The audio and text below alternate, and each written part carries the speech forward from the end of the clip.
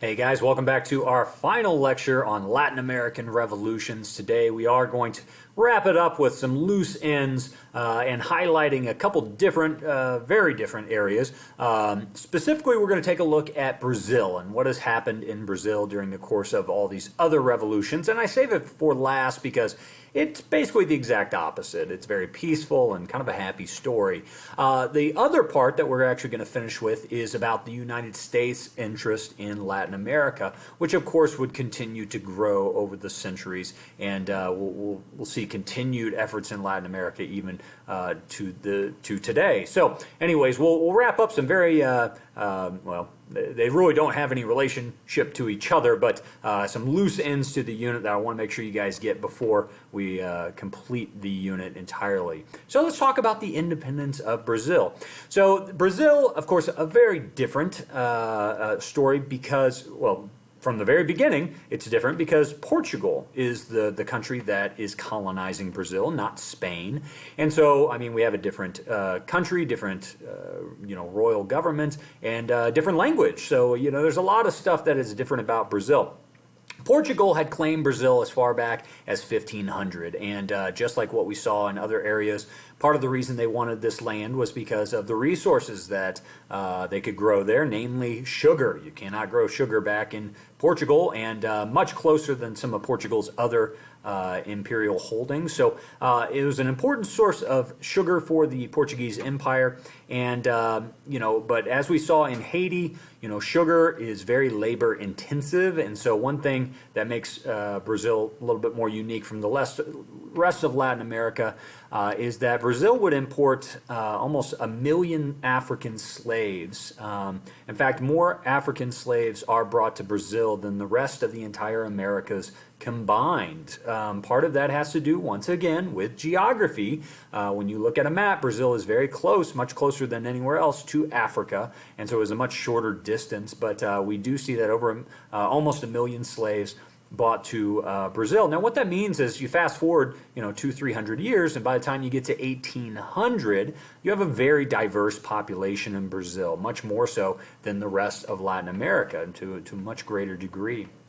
Now, some other differences here, besides just the demographics that I've already mentioned, it is going to be a fairly bloodless revolution. This is not going to be, and you guys will find out later, that is mainly because the ones leading this revolution are actually the crown itself. It's kind of a strange story, but ultimately it's one that thankfully was fairly peaceful. There's no heroic liberators. This is really action done by the crown itself, and so there's no San Martin or Bolivar or Hidalgo that rises up. It's really action taken by the government itself. Also unique is that unlike Spain, which was more wealthy and had more people in it than these other colonies, Brazil ended up having more people in it than Portugal. Right? There's more money and more people in Brazil than Portugal. So kind of an opposite relation than we see in many of the Spanish colonies as well. So another big difference there. And frankly, Brazilians didn't really have that big of a problem with the monarchy. It had not been too corrupt. It had not been too oppressive. And so, you really don't have the same push for republicanism in Brazil that you have in other Latin American areas because the government had been relatively kind to them. So there was not, there was kind of this preferential preference for monarchy. Well, of course, the story, like all history stories of this age, everything begins with Napoleon, 1807. Remember, the whole Napoleonic, the Peninsular War was all about Portugal, okay? When Napoleon invaded Spain, it was to get to Portugal. And so in 1807, when Napoleon invades Portugal, the royal family of Portugal has to flee. And you might as well go to your biggest colony, most important colony, so they do flee to Brazil. They took with them the royal treasury, meaning they have all the money of Portugal with them in Brazil. And the British had actually helped the Portuguese royal family escape, again having the strongest navy in the world at the time.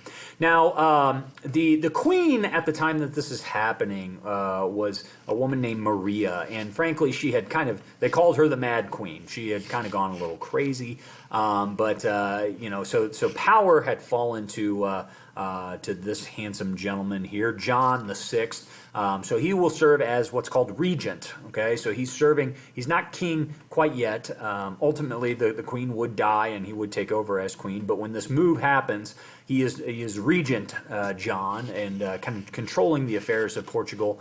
And when he gets to Brazil, he loves it. And he's like, why didn't we move down here sooner? It is beautiful. There are beaches and, sunshine. And he decides that he likes he likes Brazil a lot more than he actually likes his homeland of Portugal. So, he even said that Rio de Janeiro was fit for a king. I mean, of course, it's just absolutely gorgeous down there. And so, he will open up, the ports of Brazil. He's going to begin trading with many nations of the world, since Portugal is basically under the control of Napoleon at this point. And so Brazil starts in early, we're seeing a lot of positive trade coming into Brazil with Regent John down there. British end up aligning themselves with Portugal in terms of trade, and so you have a lot of economic benefit to both of those countries as well.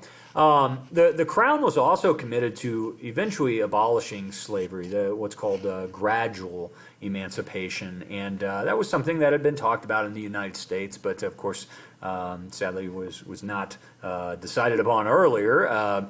We had to fight a civil war over that issue, but John does say that eventually the slaves should be abolished, and he does make strides to try and make that happen. He's encouraging industry, trying to get Brazilians to manufacture more, not just be so focused on agriculture. He invites immigration with limited success. He does do a lot of positive things, and I might be one of those situations. I'm sorry if I forgot to click here. Yeah. Oh, I wasn't quite there yet, but that's okay. So anyways, John does a lot of positive things, and I guess let me go back here. Those last two lines, December of 1815, legally, John makes this distinction where Brazil is on equal status with Portugal. And that is a big distinction. Okay, when he gets there, he realizes how much he loves it. And so instead of this colony and empire relationship, he actually passed an edict that allows for Brazil to be seen in equal to Portugal. And so that right there, we have a major change in the relationship of this empire. Well, 1816, John does end up taking over, and he names himself, after the Queen dies, John VI of the United Kingdom of Portugal and Brazil. So again, equal footing. And like I said, he will take over and continue to rule in Brazil. Now, you might be thinking, well, 1816, okay, what's going on back in Europe? And you'd be right. By 1815, Napoleon's over with. So that's going to come into play here very soon. But before we get there, let's talk about the actions that happened in Portugal. 1808, when France had invaded, there was a new constitution that got passed, and they wanted the royal family to return. Both the French wanted them there, and then the people of Portugal, of course, wanted them there as well.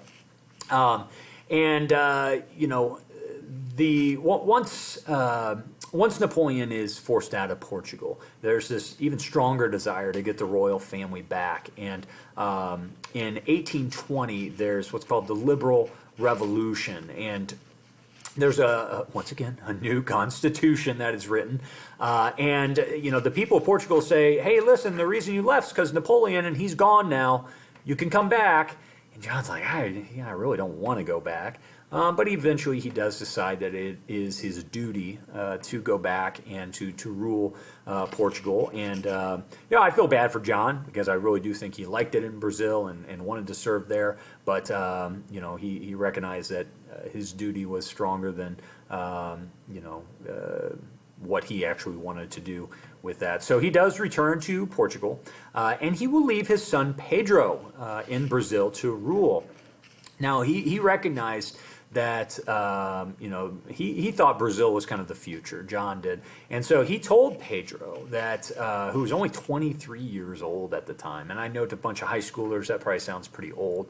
23 is not old, and this is a pretty young man that is left to rule such a beautiful location, and he is ruling there as regent. But he's told by his father John, listen, if there is a movement for independence, you crown yourself king and you push for Brazilian independence. So he kind of, John's kind of a hero in the story, right? He does the right thing, goes back, does his duty, and he lets his son kind of, live out the life that he wishes he had.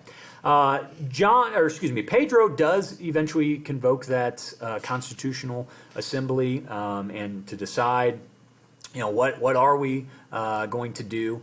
There's a debate. They decide that they're talking about this issue of independence.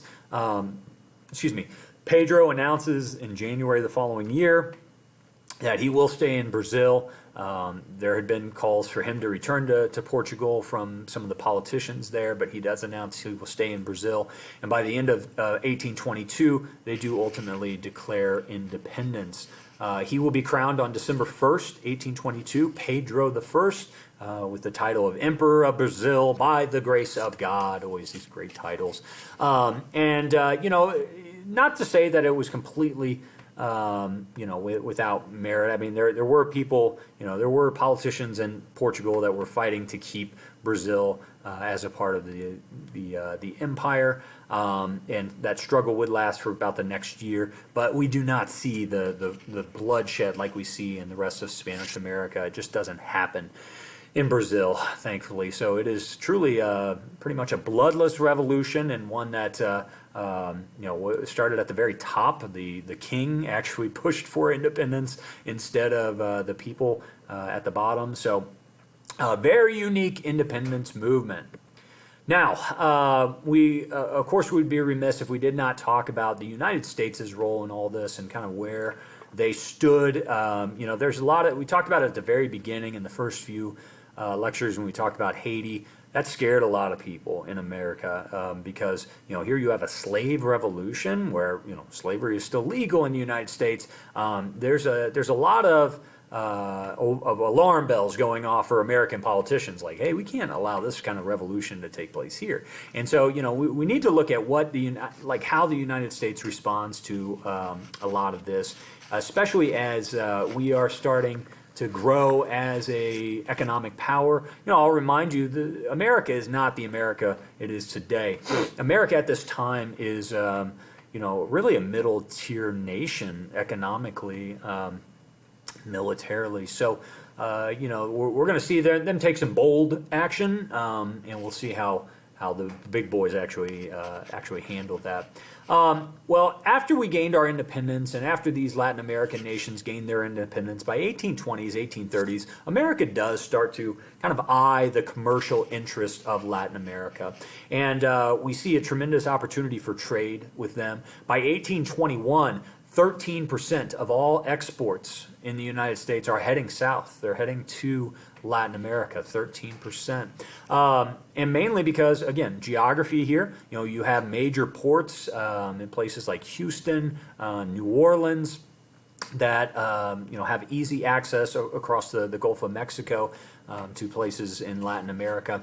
But, even in that phase, 1821, that's still actually fairly early in some of this. We really doubted that these revolutions would take hold, that independence would be able to be garnered by these countries. We didn't believe that they would be strong enough to fight off nations like Spain and Portugal and France and all that. And so you don't have the strong support for those revolutions early on by the United States. So we're kind of standing back, kind of waiting to see exactly what happens. And frankly, they and I think you'd be fine to suggest that perhaps this is some of the racial tension. We looked at these nations as being inferior, and frankly thought that if even they were successful in kicking those nations out, that what would develop was kind of the chaos of the French Revolution that ultimately would lead to just executions in the streets and just a lot of bloodshed. And they had a right to think that because of Haiti. I mean, look at Haiti; it was completely violent, right? And that's kind of the first of those Latin. So they're saying, wow, Mexico, South America, all this is going to lead to a lot of bloodshed. And they were right to be concerned, I guess, and not to throw full support in right away. Let's look at some of the policies here of the American government. You go back to 1811, and the current Secretary of State, who's kind of the head ambassador, head diplomat of the United States, really controlling a lot of how the United States' affairs, relationships with other countries, was James Monroe. And Monroe said that the destiny of Latin American nations was kind of dependent on themselves. So that sentiment I just echoed, it's going to be up to them. We're not going to step in and free these people or anything.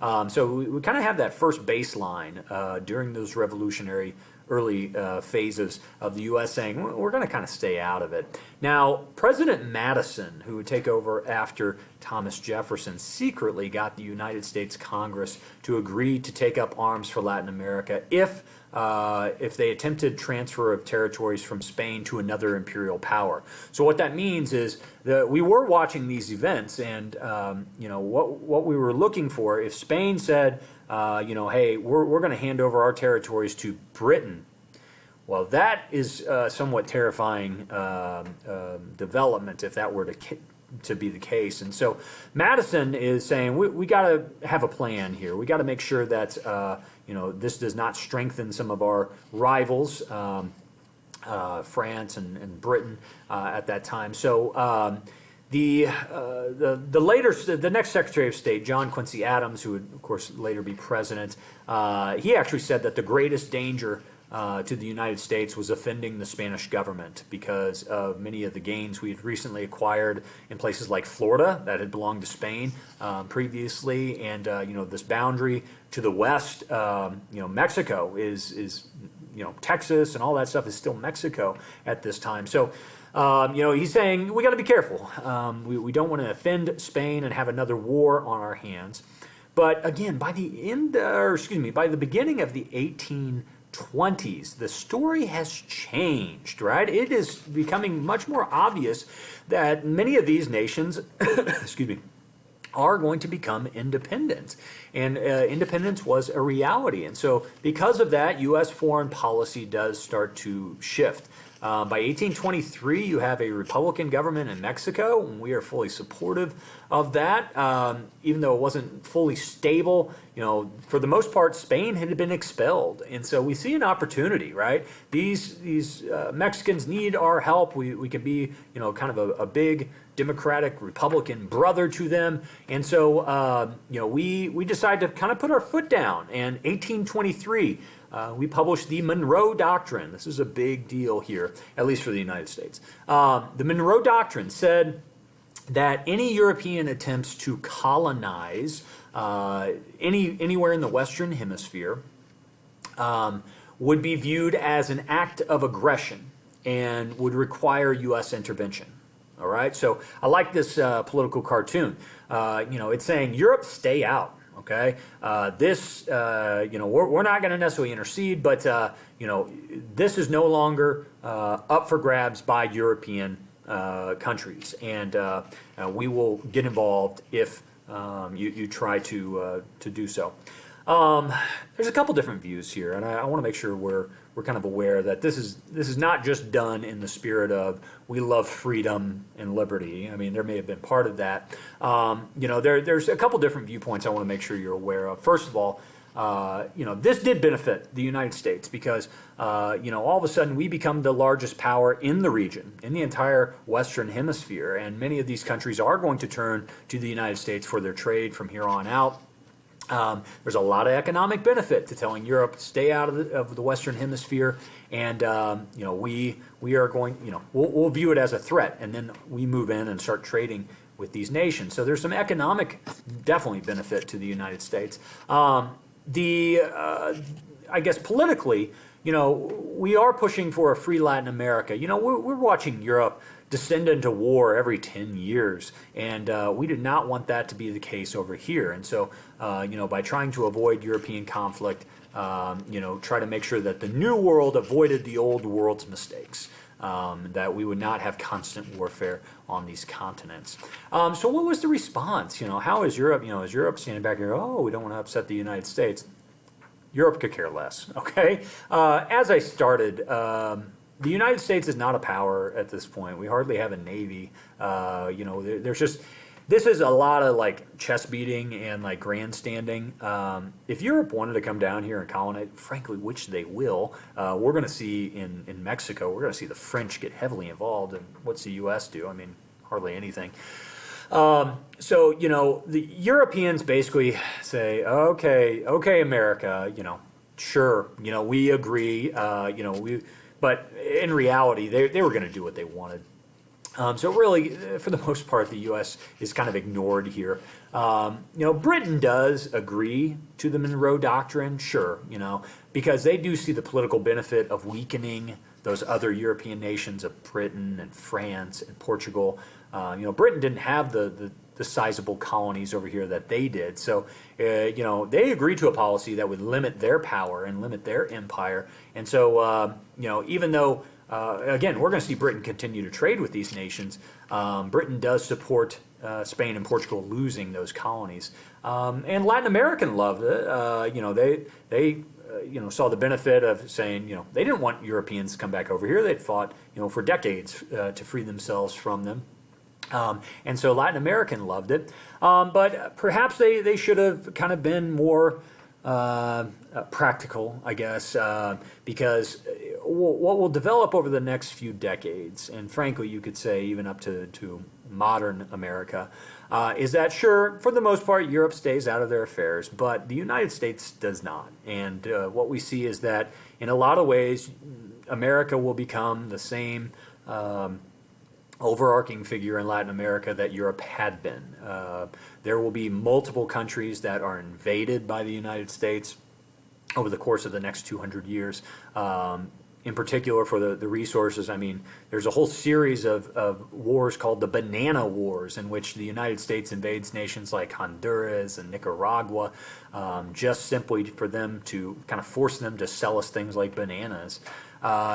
You trade one power for another if you're Latin America, and we see that even with invasions up into the 1980s of places like Grenada. I'm not saying that it wasn't warranted, but we do see CIA interactions, overthrowing, assassinations of leaders, elected leaders. I mean, democratically elected leaders. The U.S. will go in and kill those guys because they don't like them, because they don't like their policies. So the Monroe Doctrine is a major break in how the history of Latin America goes. You see less European involvement overall, but you do see increased American involvement. Frankly, Latin America, they may be free in name, but America's kind of always watching over. And 100 years later, we're going to have a President Teddy Roosevelt that's going to go down, and strong arm some of these countries into building the Panama Canal. So there's going to be a lot of interaction, and in some ways America really kind of replaced those European leaders, especially after the Spanish-American War in 1898. All right, guys, well, that does it for me. I hope you have enjoyed the lecture. I hope you understand a little bit more about Brazil and U.S.'s role in Latin America following these independence movements. But this will be our last lecture on the Latin American Wars of Independence. If you have any questions, shoot me an email. I'll be happy to reply back to you. Thanks a lot.